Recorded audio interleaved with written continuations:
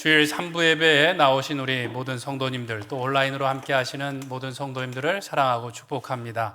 우리 옆에 계신 분들하고도 한번 인사하겠습니다. 환영합니다. 축복합니다.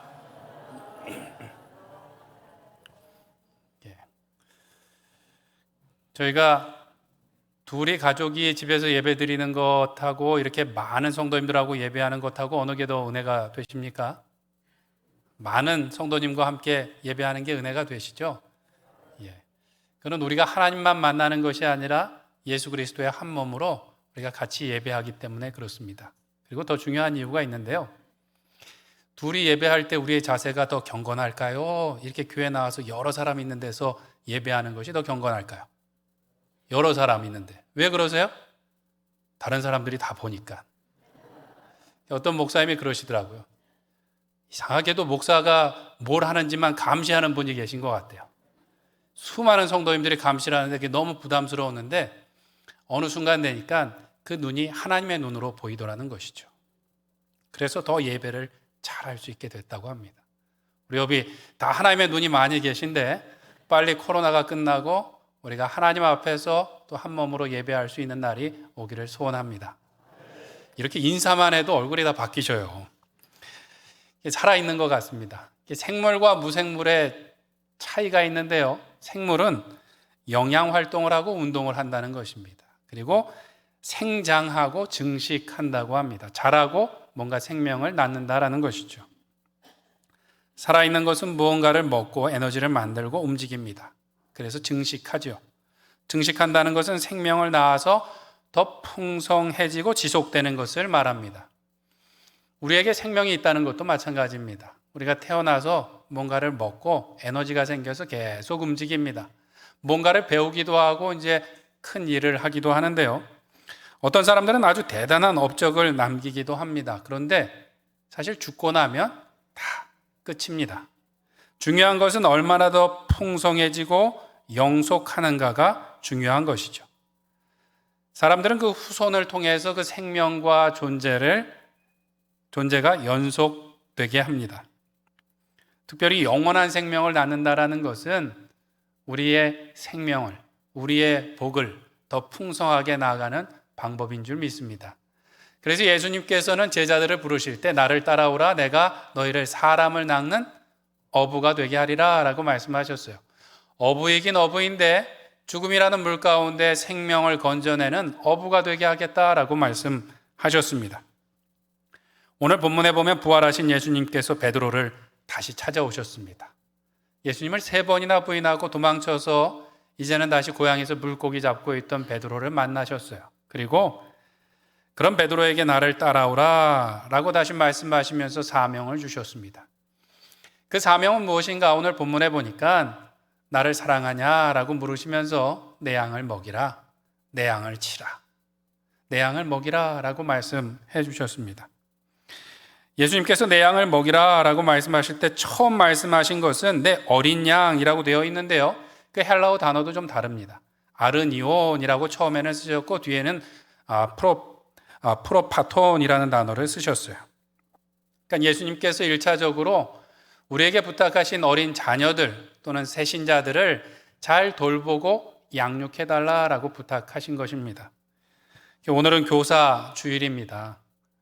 교회 많은 봉사의 자리가 있지만 그 어떠한 봉사보다 교사의 자리가 귀한 줄 믿습니다. 그 이유는 생명을 낳고 그것보다 중요한 건 뭐냐면 기르는 사람들이기 때문에 그렇습니다. 생명을 낳는 수고도 크지만 생명을 기르는 수고도 분명히 큽니다. 저희가 첫 아이를 가졌을 때 어떤 어른분이 이렇게 말씀하시는 거예요. 지금이 제일 좋을 때래요. 아이가 이렇게 뱃속에 있는데 지금이 제일 좋을 때래요. 아이가 나오고 나면 다시 들어갔으면 할 때가 있다는 거예요. 그래서 지금 무슨 말씀이신가? 라고 좀 섭섭한 마음이 들었는데 첫 아이가 나오고 나서 그 말씀이 무슨 뜻인지 정확하게 알게 되었습니다. 모든 생활의 중심이 다 바뀔 뿐만 아니라 밤이고 낮이고 눈, 코, 뜰 새가 없었습니다. 근데 동물들은 태어나서 몇 분이면 뛰어다니기도 하고 1년이면 자립을 하는데 사람은 그렇지가 않아요. 20년, 요새는 30년 동안 거의 캥거루처럼 이 뱃속에 달고 다니는 것 같은 자녀들이 많이 있습니다. 영생을 낳는 것도 마찬가지입니다. 사형리를 통해서 예수님을 영접시키면 끝나는 것인가요? 그렇지 않습니다. 그 이후에 돌보고 또 가르치는 많은 일들이 우리에게 필요하다라는 것이죠. 교사가 바로 그 일을 감당하는 것입니다. 쉬울까요? 어려울까요? 어렵죠. 어렵지 않으신 것처럼 대답을 안 하셨지만 어렵습니다. 집에서 내 자식 가르치는 것도 어려우시죠? 집에서 내 자식에게 믿음을 전달하는 것도 힘듭니다. 그런데 교회 와서 남의 집 아이에게 성경을 가르친다는 것은 대단한 것입니다. 그래서 우리 주일학교 선생님들을 뵐 때마다 이렇게 칭찬해 주세요. 대단하십니다. 훌륭하십니다. 라고 꼭 칭찬해 주시길 부탁드립니다. 교사는 다른 봉사보다 사실 더 힘들어요. 그냥 아이들만 힘든 것이 아니라 시간과 또 물질도 더 많이 내야 돼요. 다른 데는 뭐 그냥 회비 내면 끝인데 아이들은 그냥 끝없이 먹습니다. 다 사줘야 돼요. 그리고 아이들에게 맞춰가느라고 생전 해보지 않았던 일들을 아이들을 쫓아다니면서 해야 될 때가 있습니다. 누가 알아주는가 보면 그렇게 알아주지도 않아요. 사람들 앞에 설 일이 별로 없습니다. 근데 정말 상처가 되는 건 뭐냐 하면 그렇게 아이들에게 시간과 마음과 물질을 다 쏟았는데 아이들이 이렇게 선생님을 무시할 때가 있습니다. 그럴 때는 내가 뭘 하고 있나라는 생각이 들기도 하는 것이죠. 그래도 우리 로뎀교회 선생님들은 참 감사한 것이 정말로 열정과 사랑으로 그 아이들을 섬겨주고 계세요. 코로나 가운데에도 전화하시고 찾아와서 만나시고 어린이날이라고 친히 편지를 써갖고 아이들에게 선물을 주시고 또 마치 연예인인 것처럼 영상을 찍어갖고 아이들에게 복음을 가르쳐주고 계십니다. 그렇게 수고하는 선생님들 뿐만 아니라 우리 로뎀교회가 그 복되고 또 아름다운 사역을 지금보다 더욱더 잘 감당하는 우리 로뎀교회 되기를 간절히 축원드립니다. 어떻게 그 일을 잘 감당할 수 있는가? 우리가 함께 해야 됩니다. 함께. 주일학교 선생님들한테만 맡겨놓는 것이 아니라 온 교회가 함께 해야 돼요. 온 가족이 함께 해야 됩니다. 왜 그런가? 오늘 본문에 보면 예수님께서 그것을 모든 제자에게 주신 사명이기 때문에 그렇습니다. 그 사명을 어떻게 감당할 것인가? 오늘 본문을 통해서 살펴보기를 원하는데요. 첫 번째로 우리는 사랑으로 섬겨야 되겠습니다. 가르친다는 것은 사랑하며 섬기는 것을 이야기합니다. 우리 17절 말씀을 같이 읽겠습니다. 세 번째 이르시되 요한의 아들 시몬아 내가 나를 사랑하느냐 하시니 주께서 세 번째 내가 나를 사랑하느냐 하심으로 베드로가 근심하여 이르되 주님 모든 것을 아시오매 내가 주님을 사랑하는 줄 주님께서 아시나이다. 예수께서 이르시되 내 양을 먹이라. 아멘. 예수님께서는 베드로를 만나셔서 세 번이나 내가 나를 사랑하느냐, 내가 이들보다 나를 더 사랑하느냐라고 물으셨어요. 예수님이 말씀하실 때 이 사랑이라는 말은 아가파오라는 말을 쓰셨습니다. 많이 들어보셨을 텐데 그 아가페, 헌신적이고 무조건적인 사랑, 그 의미로 물어보셨어요. 근데 베드로는 필레오라는 단어로 대답을 합니다. 그것은 친구 간의 우정을 이룰 때 쓰는 사랑이라는 말입니다. 세 번째는 예수님께서 베드로에게 물으실 때 아가파오가 아니라 필레오라는 단어로 그러면 너 나를 필레오하니? 라고 물으셨습니다. 베드로는 근심하며 대답하되 주님 모든 것을 아시오매 내가 주님을 사랑하는 줄 주님께서 아십니다. 라고 대답했습니다. 베드로가 근심했던 이유는 무엇일까요? 주님을 사랑하는 건 맞는데 자신이 없었습니다. 이미 세 번이나 예수님을 부인했었던 경력이 있기 때문이죠. 그래서 아가파오라는 단어를 못 쓰고 그냥 필레오라는 단어를 썼던 것 같습니다. 그리고 주님 확실합니다. 더 이상 묻지 마세요라고 말하고 싶은데 그럴 수가 없었어요. 내 마음조차 내가 알지 못하는 상황이 됐어요. 이전에 베드로는 그렇지 않았습니다. 모든 것을 다 아는 것처럼 모든 사람들보다 다 예수님을 사랑하는 것처럼 자신은 모든 것을 할 수 있는 것처럼 자신만만했습니다. 예수님께서 십자가를 지시기 전날도 예수님이 고난과 죽음에 대해서 말씀하실 때 이 사람들이 다 주님을 버려도 저는 버리지 않을 겁니다. 제가 죽을지언정 주님을 떠나지 않겠습니다 라고 장담을 했었습니다. 그런데 그가 예수님을 세 번이나 부인했던 것입니다. 그리고 이제 그가 대답할 때는 주님 내가 확실합니다가 아니라 내 마음도 주님이 아십니다라고 대답하고 있어요. 내가 주님을 사랑하는 줄 누가 알아요? 주님이 아십니다 라고 대답하는 거죠. 내가 모든 것을 아는 것이 아니라 주님이 모든 것을 알고 계십니다 라고 대답을 한다는 것이죠. 그렇게 예수님을 사랑한다고 대답한 베드로에게 예수님은 사명을 주셨습니다. 그것이 내 양을 먹이고 돌보라는 것이었죠. 양을 돌보는 일은 목자의 일입니다. 목자의 일. 예수님께서 내 양을 돌보라고 말씀하신 것은 선한 목자이신 예수님의 일, 예수님의 양을 맡겨주시는 거라는 거죠.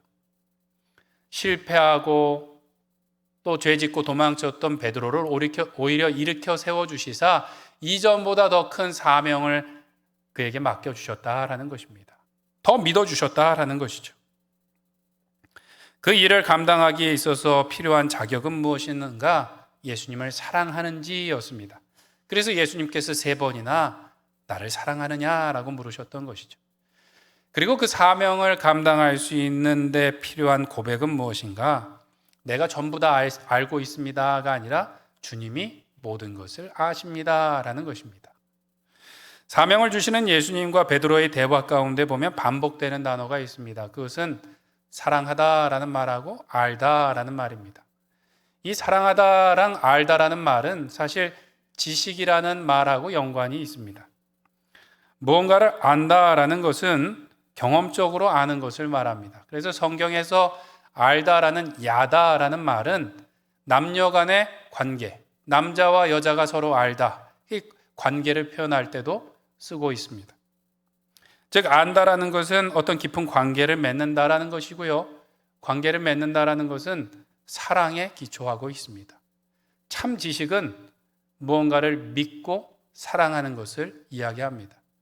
지금 이 현대 사회가 과학이 이렇게 발전했음에도 불구하고 살기 더 어려워지고 재난이 발생하는 이유는 무엇인가요? 안다는 것하고 믿는다는 것하고 분리되어 있기 때문에 학생들이 시험지에 적어내는 것을 믿고 쓰는 것이 아니라 그냥 점수 받기 위해서 쓰는 겁니다. 많은 과학자들이 과학을 연구하지만 그것이 사랑에 기초한 것이 아니라 자기 호기심과 또 어떤 욕심을 위해서 쓰임받기 때문에 그것이 파괴와 죽음을 불러온다는 것이죠.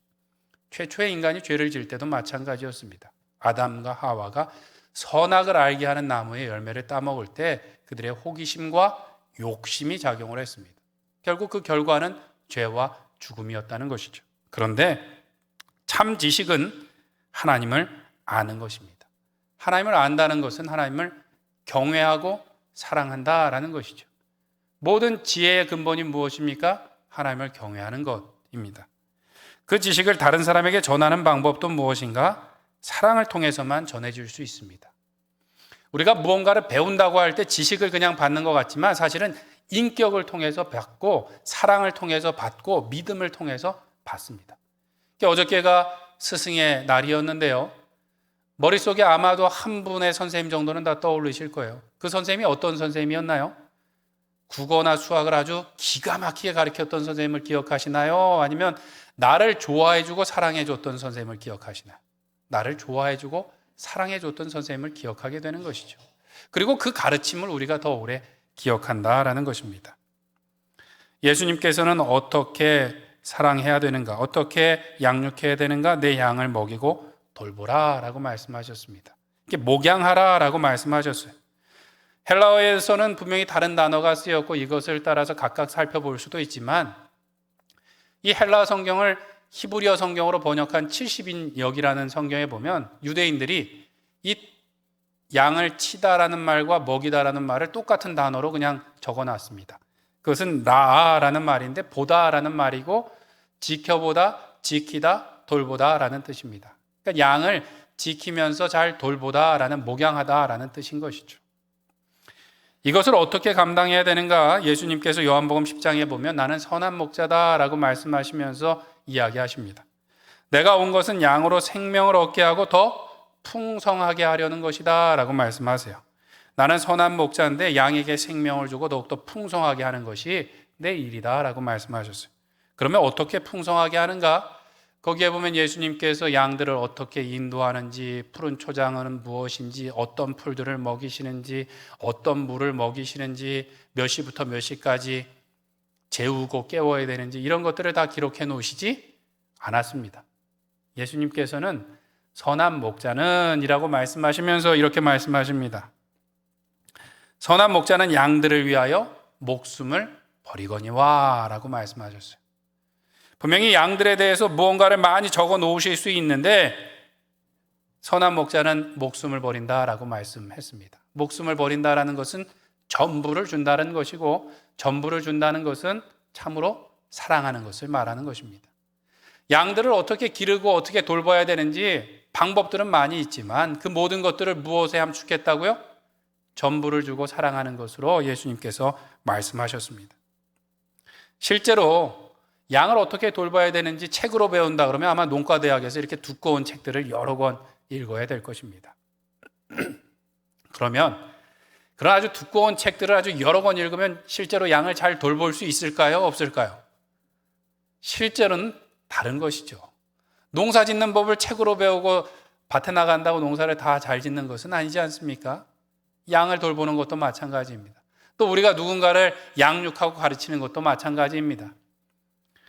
교과서에서 정해지지 않은 부분들이 훨씬 더 많이 있습니다. 현장에서는 예외들이 많이 생기고 이럴 때는 어떻게 해야 되는지, 어디까지 우리가 돌보고 가르치고 인도해 줘야 되는지 정하지 못할 문제들이 더 많이 있다는 것입니다. 분명히 성경이라고 정해진 내용은 있는데 그것을 가르치면 되는데 현장에서는 더 어려운 문제들이 생겨나기 마련입니다. 그래서 일반 교육학에서도 커리큘럼보다 무엇이 더 중요한가 하면 교사가 더 중요하대요. 왜냐하면 현장에서 어떻게 하는지 교사들에게 달려있기 때문입니다. 예수님께서 어떻게 가르치라고 말씀하셨냐 하면 선한 목자는 전부를 준다라고 말씀하셨어요. 사랑을 해야 된다라고 말씀했습니다. 사랑한다는 것은 계산하는 것이 아니라 다 주고도 더 주고 싶은 것인 줄 믿습니다. 제가 미국에서 사역할 때 성도님들이 가끔 신앙의 문제를 조용히 물어보실 때가 있었어요. 한 번은 제자 훈련하는데 한 남자 성도님이 물어보시는 거예요. 그 교제하고 관련이 있기도 하고 없기도 한데 꼭 대답을 들어야 되겠다고 말씀하시면서 목사님 11조를 드릴 때 그 기준이 세금 전인가요? 세금 후인가요? 라고 말씀하시는 거예요. 우리나라도 세금이 많기도 하지만 미국은 원천 징수되는 금액이 굉장히 많습니다. 한 40% 가까이 이렇게 나가요. 그러니까 11조를 드릴 때 그 전 금액으로 해야 되는지 후 금액으로 해야 되는지 이제 고민을 하고 물어보십니다. 저한테 이렇게 물어보시는 것은 더 많이 드리고 싶으셔서 물어보시는 걸까요? 아니면 다른 생각이 있으셨기 때문일까요? 저도 잘 모르겠습니다. 그래서 제가 저에게 물어보시지 말고 우리 집사님이 하나님을 사랑하는 만큼 드리시면 되겠습니다 라고 대답을 했습니다. 그게 왜 그런가 하면 누군가를 사랑하고 누군가를 드린다는 것을 다른 사람이 정해줄 수 있는 문제가 아니죠. 그리고 제가 정해준다고 그렇게 다 하는 것도 아니에요. 왜냐하면 사정과 형편이 다 다를 수도 있습니다. 어떤 성도님들은 남편이 믿지 않으세요. 헌금에 대해서 예민해요. 어떻게 헌금을 할 수 있을까요? 본인이 받은 생활비 또는 용돈에서 일부를 떼서 생활의 11조를 하는 경우도 있습니다. 그분이 잘못됐나요? 그렇지 않습니다. 주님을 사랑하는 마음으로 최선을 다해서 드리고 계신 것이죠. 누군가를 사랑한다는 것은 계산하는 것이 아니라 다 주고 더 주고 싶은 마음인 줄 믿습니다. 전부를 줘야 된다 그러면 사실 우리가 다 긴장을 해요. 하나님께서 내 전부를 요구하시나 그러는데 그게 아니라 우리의 마음의 전부를 드려야 할 줄로 믿습니다. 예수님의 말씀을 따라서 우리가 누군가를 목양한다는 것도 마찬가지입니다. 교사로서 무엇을 어디까지 해야 되는지, 구역장으로서 내가 어떻게 도와야 되는지 고민되는 경우들이 많이 생깁니다. 그럴 때 우리가 전부를 다 줄 수는 없을지라도, 전부 문제를 다 해결하여 줄 수는 없을지라도 우리의 마음으로, 사랑하는 마음으로 우리가 최선을 다할 때 우리 안에 있는 예수 그리스도의 사랑이, 예수 그리스도의 생명이, 예수 그리스도의 능력이 더욱더 풍성케 하여 주실 줄 믿습니다. 안산동산교회 원로 목사님이신 김인중 목사님께서는 1년이면 한 20번 정도를 그냥 이야기하시는 이름들이 있습니다. 사실은 성도님들이 누군지도 모르는데 맨날 얘기하세요. 누군가 하면 본인이 4학년 때 성경학교를 가자고 데리고 갔던 이상호라는 친구, 그리고 그 당시 주일학교 담임선생님이었던 박순애 선생님. 저는 한 번 봤습니다. 은퇴식 날 한 번 봤습니다. 그 이름을 왜 얘기하시는가? 본인이 너무나 유기요직고 가난하고 정말 어려운 시절에 이 상호라는 친구가, 그 친구는 좀 잘 살았는데, 야, 교회 가자. 교회 가면 먹을 것도 주고 뭐 연필도 주고 해. 그래서 쫓아가셨다는 거예요. 갔더니 정말 먹을 것도 주고 학용품도 주고 그래서 좋았대요. 계속 나가봐야 되겠다 그랬는데, 나가다 보니까 문제가 생겼어요. 전도사님의 설교가 마음에 안 드는 거예요. 초등학교 4학년짜리가 전도사님의 설교가 마음에 안 들어서 다음 주부터는 안 나오겠다 그랬는데, 뭐가 마음에 안 들었는가? 전도사님이 앞에서 맨날 설교하시는데 예수님이 죽은 자를 살렸다 그러고, 물고기 2마리 보리떡 5개로 5,000명을 먹였다 그러는데 다 거짓말 같은 거예요. 왜냐? 목사님의 어머니는 막내 동생을 낳다가 돌아가셨어요. 아버지는 집을 나가고 11형제가 살다가 6명이 한 해 동안 영양실조와 장티푸스로 다 죽었어요. 그리고 지금도 먹을 것이 없고 입을 것이 없는데 5,000명을 먹이셨다? 다 뻥이구나. 근데 다시는 오나 봐라. 그러고서 이제 문을 딱 나가는데 박순애 선생님이 복숭아 하나를 딱 꺼내서 이렇게 주시더래요. 그래, 이것만 먹고 내 다음 주에 한 번만 더 나와보자. 그러고 나갔다가 다음 주에 왔더니 또 국화빵을 사주시더라는 거예요. 그걸 먹고 했는데, 먹는 것이 문제가 아니라 그 선생님의 따뜻한 마음 때문에 성경은 잘 모르겠지만 교회를 계속 나오고 예수님을 믿게 되었다라고 말씀해 주셨습니다. 옷이 내복도 없고 헛바지를 입고 오니까 추워서 덜덜 떨고 있으니까 창피하지 않게 그냥 자리를 자연스럽게 바꿔갖고 난로 가까이 앉혀주시던 그 선생님, 뱃속에서 꼬르륵 소리가 나는 것을 듣고 뭐 하나라도 더 챙겨주시던 그 선생님을 잊을 수가 없으시다는 것이죠. 그래서 설교할 때마다 그것을 간증하세요. 이상호라는 친구 때문에 내가 예수님을 믿었고, 박순애라는 선생님이 계셔서 내가 예수님을 믿었고 목사가 됐고, 그래서 이 수많은 사람들을 전도했노라고, 그리고 내가 이 교회와 함께 동산고등학교를 통하여 돈 없고 힘든 학생들을 가르칠 수 있지 않았겠느냐고. 중요한 건 누구예요? 선생님 한 명이 중요하다라고 이야기를 하셨습니다. 바로 주일학교 선생님 한 분이 한 학생을 그냥 조금 돌봐주었더니 그에게 예수님의 생명이 생겨나고 그 생명이 더욱더 풍성케 된 줄로 믿습니다. 주일학교 학생들을 돌보고 가르치는 일이나 우리가 구역에서 성도를 돌보는 일도 마찬가지입니다. 우리에게는 누군가를 돌볼 수 있는, 책임질 수 있는 큰 능력이 없기도 하고 또 그것이 다 필요치 않을 수도 있다는 것이죠. 우리는 예수님을 사랑하는 마음으로 우리에게 부탁하신 사람들을 마음을 다하여 섬기며 나갈 때 우리의 능력이 아니라 예수 그리스도의 능력이, 우리의 사랑이 아니라 예수 그리스도의 사랑이, 또 우리의 생명이 아니라 예수 그리스도의 생명이 더욱더 풍성하게 역사하여 주실 줄 믿습니다. 우리 로뎀교회가 주일학교 학생들을 그렇게 사랑으로 섬김으로 더욱더 부흥하는 우리 주일학교가 되기를 간절히 축원드립니다. 자녀들에게 세상 학문을 가르치는데도 우리가 최선을 다하시나요? 안 다하시나요? 최선을 다하시죠. 부모의 많은 것들을 포기하시고 많은 부분을 자녀들의 교육부로 쓰시지 않습니까? 우리 자녀들에게 영원한 생명을 전하고 가르치는데도 우리가 최선을 다할 수 있기를 원합니다. 계산하는 것이 아니라 우리의 전부를 주어서 영원한 생명을 낳을 뿐만 아니라 더욱더 풍성케 하는 일에 우리가 전심과 전력을 다할 수 있는 우리 로뎀교회 되기를 간절히 축원드립니다. 비록 열매가 바로 보이지 않을 수가 있습니다. 그렇지만 한 사람이 변화될 때 그 한 사람을 통하여 수천이, 수만이 주님께로 돌아오는 그 놀라운 역사가 일어날 줄로 믿습니다. 그 귀한 사역에 우리 주일학교 교사들뿐만 아니라 온 성도님들이 함께함으로 우리에게 부탁하신 이 방화동과 마곡과 이 모든 강서구 지역 가운데 주일학교를 부흥케 하며 영생을 더욱더 풍성하게 하는 우리 로뎀교회 모든 성도님들 되시길 간절히 축원드립니다. 두 번째로 우리는 인도함을 받는 자리로 나가야 됩니다.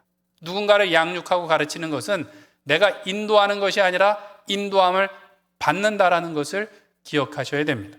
우리 18절 말씀을 같이 읽겠습니다. 시작. 내가 진실로 진실로 내게 이르노니 내가 젊어서는 스스로 띠띠고 원하는 곳으로 다녔거니와 늙어서는 내 팔을 벌리리니 남이 내게 띠띠우고 원하지 아니하는 곳으로 데려가리라. 아멘. 예수님께서는 베드로에게 양들을 돌보라는 사명을 주시고 약간 알 수 없는 말씀을 하셨어요. 네가 젊어서는 스스로 띠를 띠고 원하는 곳으로 마음대로 다녔는데 늙어서는 그렇지 않고 남이 네 팔을 벌리고 띠를 억지로 띠고 가기 싫은 곳으로, 원하지 않는 곳으로 데려갈 것이다 라고 이야기를 하셨어요. 사도 요한은 그것이 베드로가 어떻게 순교할지에 대한 말씀이다 라고 이야기했습니다. 전승에 따르면 베드로가 박해를 피해서 로마에서 나가는 길에 예수님을 만났다고 합니다. 베드로가 예수님께 주님 어디로 가시나이까? 라고 물었어요. 예수님께서는 네가 피하는 그 십자가를 내가 대신 지러 가노라 라고 말씀하셨다는 것이죠. 베드로가 울며 회개하고 다시 로마로 가서 십자가에 거꾸로 매달려 순교했다라고 전승에 전해집니다. 오늘 예수님이 말씀하신 것처럼 팔을 벌리고 그가 원치 않은 곳으로 가게 되었다라는 것이죠. 요한이 말한 것은 베드로에게 주어진 십자가 삶의 결과입니다. 십자가를 지고 그의 삶의 마지막인데 이것은 결과만 말하는 것이 아니라 사실은 과정까지 포함하는 것입니다. 어떤 과정인가? 복음서에 나온 베드로의 모습은 어떤가요? 많은 제자들을 이끌고 다니는 수제자의 모습이었습니다. 말도 앞서고 행동도 앞서고 일단 저지르고 보는 사람이었어요. 그런데 사도행전에 오면 조금 다릅니다. 성령 충만한 베드로가 조금 다른 모습이에요. 물론 죽음도 두려워하지 않고 예루살렘 성전에서 그가 설교하는 모습도 있지만 사도행전을 자세히 보면 그가 내가 가겠노라고 자원하는 것이 아니라 교회의 보냄을 받아 사마리아로 갔다. 사람들이 별로 무시하고 가기 싫어하는 사마리아로 자기가 자원한 것이 아니라 보냄을 받아갔다라는 이런 표현들이 나오고요. 사도행전 10장에 보면 베드로가 요바에서 환상을 봅니다. 환상 중에 각종 부정한 짐승과 새들이 이렇게 내려옵니다. 하나님께서 말씀하시기를 일어나 잡아먹으라. 베드로가 환상 중에도 주님, 부정한 것을 제가 결코 먹을 수 없습니다 라고 거부합니다. 하나님께서는 내가 깨끗하게 한 것을 속되다 하지 말라라고 말씀하셨지만 베드로는 3번이나 그 말씀을 거부합니다. 환상에서 깨어났는데 누가 띵동띵동 그러고 찾아왔어요.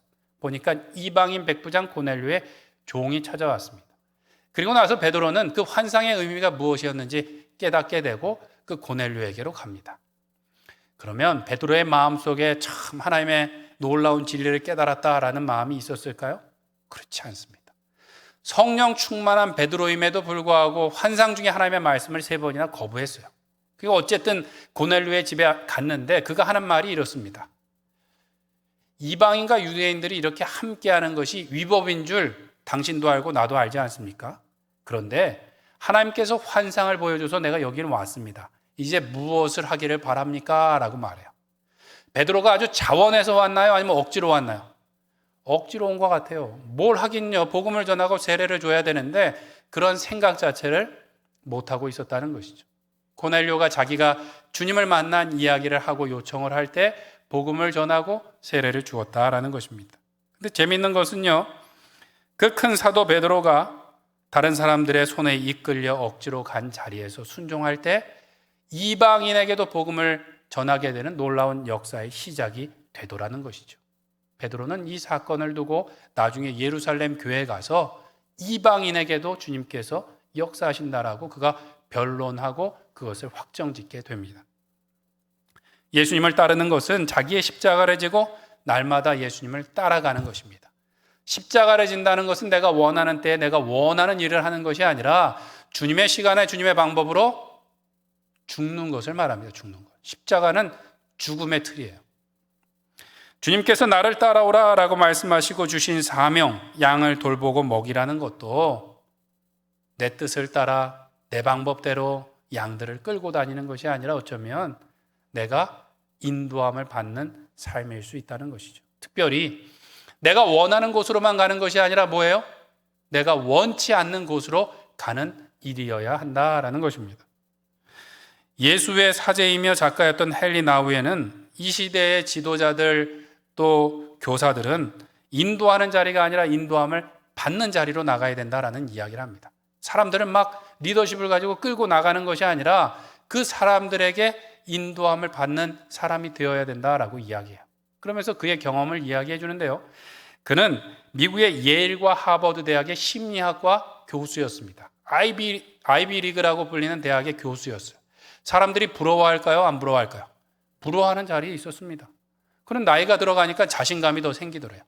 지식도 더 늘어나고 강의를 더 잘할 수 있게 되었대요. 거기다가 금상첨화로 무엇이 생겼는가 하면 자제력이 생겼대요. 더 점잖게 자기가 무언가를 일을 할 수 있게 되었다고 합니다.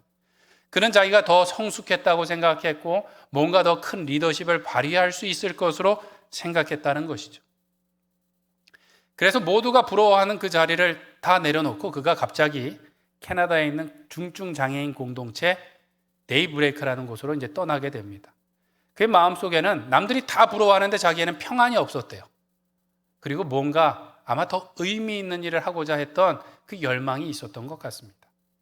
그래서 중증장애인들을 돌보는 그 공동체 가운데 들어갔는데 들어가서 하룻밤 지나고 나니까 자기의 모든 생각과 자신감이 깨어졌다고 합니다. 그동안에 자기는 아주 성숙한 그리스도인이라고 생각했는데 장애우들하고 함께 하다 보니까 자제력이 바닥이 났대요. 내 마음대로 안 되니까 막 불끈불끈 화가 올라오는 일들이 생기더라는 것이죠. 자신은 강의를 아주 잘한다고 생각했는데 장애우들이 그의 강의를 들었을까요? 안 들었을까요? 안 들어줬죠. 그는 또 학생들을 잘 지도했다고 생각해서 여러분들 조용히 하십시오, 앉으십시오, 질서를 지키십시오, 리더십을 발휘하려고 했는데 그러면 그럴수록 누가 더 비참해졌을까요? 자기만 더 외로워지고 비참해지더라는 것이죠. 그러면서 그가 깨달은 것은 리더십이라는 것은 내가 누군가를 리드하는 것이 아니라 리드 당하는 것이구나. 리더십이라는 것은 내가 누구를 인도하는 것이 아니라 인도함을 받는 것이구나 라는 것을 깨닫게 되었대요.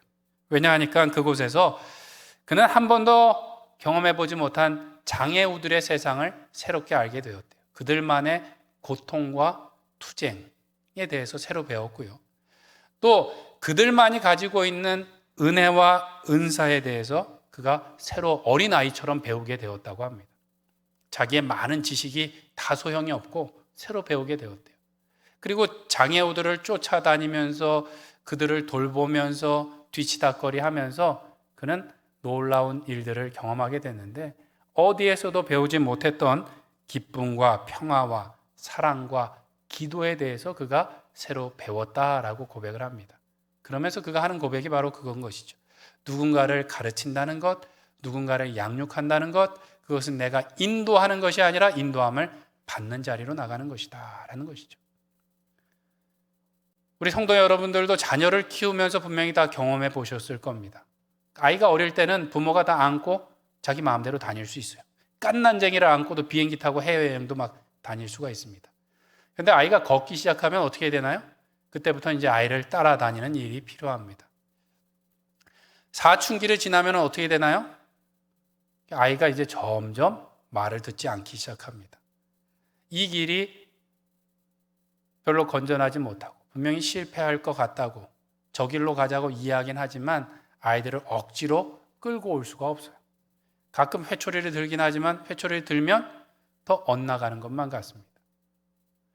자식을 이기는 부모가 없다는 말이 그것이죠. 내 자녀도 내 마음대로 할 수 없습니다. 그때부터는 어떻게 하나요? 그냥 같이 가는 거죠. 같이 가는. 그냥 끌려만 가는 것이 아닙니다. 자녀가 선택한 길을 틀렸다고, 이것은 옳지 못하다고 이야기는 해주지만 자녀가 가면 우리가 쫓아갑니다. 쫓아가면서 어려운 문제를 같이 짊어져주고 문제가 생기면 그 문제를 해결해주고 분명히 잘못된다고 이야기했는데 또 실수해도 그것을 받아주고 기다려주고 믿어주고 한 번 더 세워줌을 통해서 우리는 자녀를 양육해서 여기까지 오신 줄 믿습니다. 자녀를 내 마음대로 다 이렇게 가르쳐갖고 오신 분들은 거의 없을 거예요. 그런데도 불구하고 우리는 계속해서 어떻게든 내 생각과 내 방법과 내 힘으로 사람들을 끌고 가고 싶어 합니다. 내 자녀한테도 그랬고요. 우리에게 부탁하신 어떤 사역이나 일 가운데도 그렇습니다. 그런 유혹을 많이 받아요. 우리만 그런 것이 아니라 예수님께서도 시험 받으실 때 그러하셨습니다. 세 번째 시험이 무엇인가? 나한테 절하면 이 모든 나라의 영광을 내게 주겠다. 모든 나라가 너에게 굴복하고 네 말을 들을 것이다 라고 그 힘을 주겠다라고 말한 것이죠. 예수님뿐만 아니라 모든 사람에게 그것은 굉장히 큰 유혹입니다. 큰 지식의 힘을 가지고 있고 경제적인 힘을 가지고 있고 권력을 가지고 있고 그도 아니면 영적인 어떤 힘을 가지고 있는 것은 굉장히 큰 유혹이라는 것이죠. 왜 그렇습니까? 물질이 조금 넉넉하면 주님의 일을 아주 화끈하게 할 텐데 주님이 물질을 잘 안 주시더라는 것이죠. 뭔가 내가 결정할 수 있는 권한이 있으면 주님의 일을 더 빨리 할 수 있을 텐데 그렇게 하시지 않는다는 것이죠. 영적인 능력이, 은사가 있으면 주의 일을 더 잘 감당할 수 있을 것 같은 마음이 우리 가운데 있더라는 것입니다. 그런데 그것은, 그 힘을 가지고 하는 것은 잠깐 성공해 보이는 것처럼 보일 수 있지만 더 비참한 실패라는 것을 우리는 깨달아야 됩니다. 기독교 역사 가운데 그 증거가 있어요. 무엇인가 하면 십자군 전쟁, 그리고 제국주의를 앞세워서 선교지를 확장했던 이 제국주의 역사가 그것을 보여줍니다.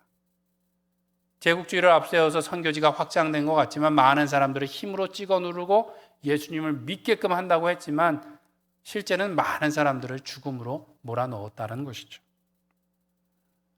힘에 대한 이 유혹은 어느 누구도 이기기 힘들 정도로 강하다는 거예요. 그 강한 이유가 무엇일까?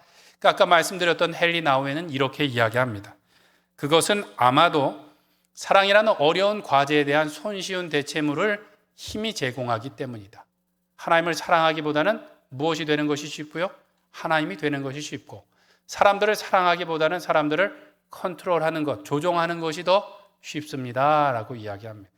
우리를 가만히 돌아보면 그렇습니다. 하나님께 기도하고 기다리는 것이 편할까요? 아니면 내가 힘을 갖고 내가 알아서 하는 것이 편할까요?